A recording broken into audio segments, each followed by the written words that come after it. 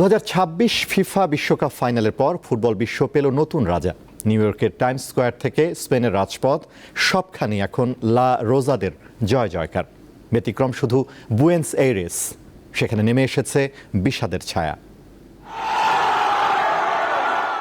কেউ গায়ে জড়িয়েছেন জাতীয় পতাকা, কেউ আবার হাতে উড়িয়ে বেড়াচ্ছেন সেটি। অনেকের গায়ে জাতীয় দলের জার্সি। বিশ্বকাপ জয়ের আনন্দে এমন উৎসবই তো স্বাভাবিক। ফাইনালে আর্জেন্টিনাকে হারিয়ে শিরোপা জয়ের পর পুরো স্পেন জুড়ে বইছে উল্লাসের ঢেউ। আর দলটি তরুণ তারকা লামিন ইয়ামালের শৈশব যেখানে কেটেছে, সেই রোকাফোন্দা যেন পরিণত হয়েছে উৎসবের বড় একটি কেন্দ্রে।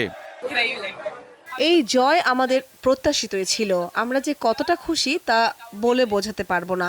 দারুণ একটা ম্যাচ খেলেছে ইয়ামালরা। স্পেন পুরো ম্যাচটি নিয়ন্ত্রণ করেছে। দারুণ খেলেই জয় অর্জন করেছে ফুটবলাররা। স্পেনের কাছে হারের পরে আর্জেন্টিনা জুড়ে নেমে এসেছে শোকের ছায়া।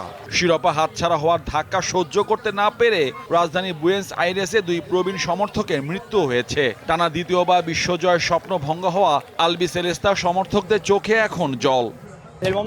একটা মাত্র ফলাফল দিয়ে আমাদের বিচার করা যাবে না। আর্জেন্টিনা পুরো বিশ্বকাপে বুক চিতিয়ে খেলেছে। আমরা দুবারের কোপা আমেরিকা চ্যাম্পিয়ন, 3 বারের বিশ্ব চ্যাম্পিয়ন এবং এবারও ফাইনালে খেলেছি। ধন্যবাদ মেসি, মার্টিনেজদের।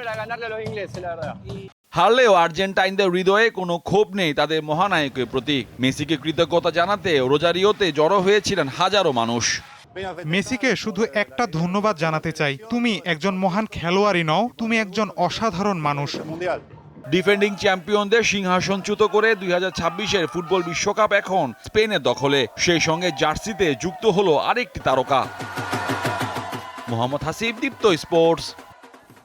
আন্তর্জাতিক মান, সেরা ফায়ার রেজিস্ট্যান্স, বিআরবি কেবলস।